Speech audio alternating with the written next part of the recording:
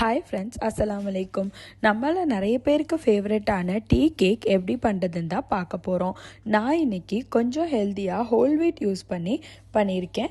எப்படி பண்ணுறதுன்னு பார்க்கலாம். மிக்சிங் பவுலில் 1/4 கப் உருக்கின பட்டர் ஆட் பண்ணிக்கலாம். 1/2 கப் ப்ரௌன் சுகர் ஆட் பண்ணியிருக்கேன். நீங்கள் வேணும்னா 1/2 கப் ஒயிட் சுகரை ஆட் பண்ணிக்கலாம். நல்லா மிக்ஸ் பண்ணி விட்டுக்கோங்க. ஒரு க்ரீமியான கன்சிஸ்டன்சி வர வரைக்கும் ஒரு விஸ்க் வச்சு நல்லா பீட் பண்ணிக்கோங்க. நெக்ஸ்ட்டு 2 எக் ஆட் பண்ணி நல்லா பீட் பண்ணிக்கோங்க. இந்த கேக்கு ரொம்ப ஈஸியாகவே பண்ணிடலாம். நம்மளுக்கு தேவையான பொருளெல்லாம் மிக்ஸ் பண்ணி வைக்கிறதுக்கு ஒரு 5 மினிட்ஸ் தான் எடுக்கும். பேக்கிங் டைம் தான் கொஞ்சம் எக்ஸ்ட்ராவாக ஆகும். முட்டையை நல்லா பீட் பண்ணிவிட்டு 2 to 3 drops vanilla extract add பண்ணிக்கலாம். எக்கோட ரா ஸ்மெல்லை அவாய்ட் பண்ணுறதுக்காக இதை சேர்த்துக்கிறோம்.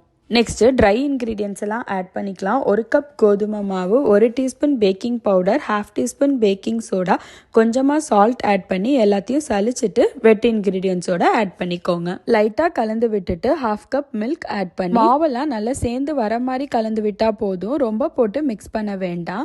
இந்த மாவு கொஞ்சம் திக்காக தான் இருக்கும். இந்த மாதிரி கன்சிஸ்டன்சியில் தான் இருக்கும். உங்களுக்கு ரொம்ப திக்காக இருக்கிற மாதிரி இருந்தால் இன்னொரு 2 டேபிள் ஸ்பூன் மில்க் மட்டும் ஆட் பண்ணிக்கோங்க. நான் இன்னைக்கு இந்த மாதிரி லோஃப் பேனில் பட்டரும் ஃப்ளாரும் டஸ்ட் பண்ணி வச்சுருக்கேன்.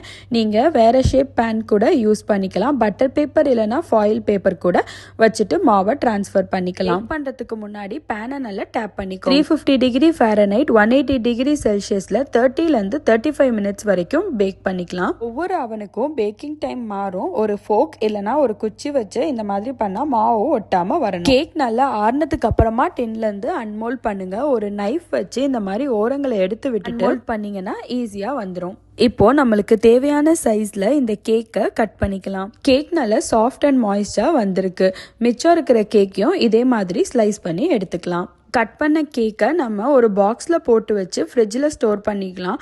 ஒரு 1 வீக் வரைக்கும் கூட இந்த கேக் ரொம்ப நல்லாயிருக்கும். சாப்பிடும்போது மைக்ரோவேவில் ஒரு 10 செகண்ட்ஸ்க்கு ஹீட் பண்ணி சாப்பிட்டிங்கன்னா நல்லா ஃப்ரெஷ்ஷாக இருக்கும். கேக் நம்ம ரொம்பவே ஹெல்த்தியாக கோதுமை மாவு, நாட்டு சக்கரெல்லாம் யூஸ் பண்ணியிருக்கிறதுனால கிட்ஸுக்கு கூட கொடுக்கலாம். இது கூட நக்கெட்ஸ், எக் இல்லைனா ஏதாவது ஒரு ஃப்ரூட் வச்சு லஞ்ச் பாக்ஸுக்கு கூட நீங்கள் பேக் பண்ணலாம். எனக்கு எப்போவுமே இந்த கேக்கை ஒரு கப் ஜிஞ்சர் டீயில், அதுவும் அந்த டீயில் டிப் பண்ணி சாப்பிட்றது தான் ரொம்ப பிடிக்கும். என் பசங்க கிட்ட சொன்னால் கேக்கை டீயில் டிப் பண்ணுவீங்களான்னு கேட்குறாங்க.